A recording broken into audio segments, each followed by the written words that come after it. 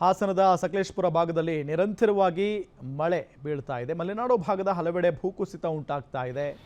ಹರಗರಹಳ್ಳಿ ಗ್ರಾಮದ ಶಿವಣ್ಣ ಎಂಬುವರ ಮನೆ ಬಳಿ ಗುಡ್ಡ ಕುಸಿತ ಆಗಿದೆ. ಹಾಸನದ ಸಕಲೇಶಪುರ ಬಳಿ ಸಾಕಷ್ಟು ಮಳೆ ಆಗ್ತಾ ಇದೆ. ಮಲೆನಾಡು ಭಾಗದಲ್ಲಿ ಹಲವೆಡೆ ಭೂಕುಸಿತ ಉಂಟಾಗಿರುವುದು. ಹರಗರಹಳ್ಳಿ ಗ್ರಾಮದ ಶಿವಣ್ಣ ಅನ್ನೋರ ಮನೆ ಬಳಿ ಗುಡ್ಡ ಕುಸಿತ ಆಗಿದೆ. ಗುಡ್ಡ ಕುಸಿತ ಜಾಗದಿಂದಲೇ ನೀರು ಉಕ್ಕಿ ಬರ್ತಾ ಇದೆ. ಶಿವಣ್ಣ ಮನೆಯ ಹಿಂಬದಿಗೆ ತಾಗಿದಂತೆ ಮಣ್ಣಿನ ಗುಡ್ಡೆ ಬಿದ್ದಿದೆ. ಇದೇ ರೀತಿ ಮಳೆ ಮುಂದುವರೆದ್ರೆ ಇನ್ನೂ ಅಪಾಯ ಕಟ್ಟಿಟ್ಟ ಬುತ್ತಿ. ಗುಡ್ಡದಿಂದ ಮರಗಳು ಮನೆ ಮೇಲೆ ಬೀಳುವಂತ ಸಾಧ್ಯತೆ ಇದೆ. ಆತಂಕದಲ್ಲಿ ಮನೆ ಮಾಲೀಕ ಶಿವಣ್ಣ ಇದ್ದಾರೆ. ಈಗ ಮಳೆಗಾಲ ಬಂದಂತ ಸಂದರ್ಭದಲ್ಲಿ ಗುಡ್ಡದ ಅಕ್ಕಪಕ್ಕದಲ್ಲಿ ಏನು ವಾಸ ಮಾಡ್ತಾ ಇರ್ತಾರಲ್ಲ, ಮನೆಗಳಿರ್ತಾವಲ್ಲ, ಅಂಥವ್ರು ಬಹಳ ಹುಷಾರಾಗಿರ್ಬೇಕು. ಈಗ ಮೊನ್ನೆ ನಾವು ಮಂಗಳೂರಲ್ಲಿ ಎಂಥ ಘಟನೆಯನ್ನ ನೋಡಿದ್ವಿ. 4 ಜನ, 2 ಮಕ್ಕಳು ಸೇರಿದಂತೆ ತಾಯಿ ಮತ್ತು ಅಜ್ಜಿ 4 ಜನ ಡೆತ್ ಆದ್ರು ಗುಡ್ಡದ ಪಕ್ಕದಲ್ಲೇ. ನೋಡಿ ಹೆಂಗಿದೆ ಮನೆ ಅದು.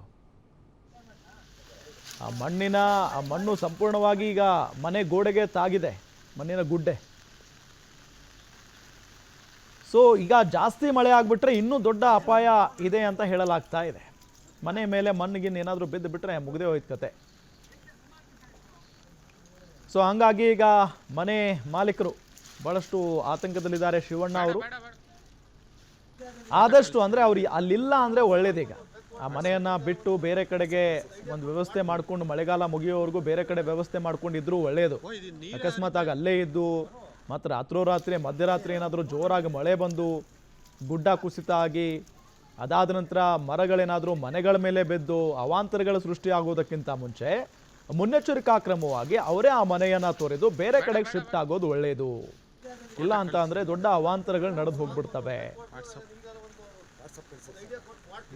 ನೋಡಿ ಎಂತ ಅಂದ್ರೆ ಆ ದೃಶ್ಯವನ್ನ ನೋಡಿದ್ರೇನೆ ಗೊತ್ತಾಗುತ್ತೆ. ಆಲ್ಮೋಸ್ಟ್ ಮನೆಯ ಗೋಡೆಗೇನೆ ಬಂದು ನಿಂತ್ಕೊಂಡಿದೆ ಗುಡ್ಡದ ಮಣ್ಣು.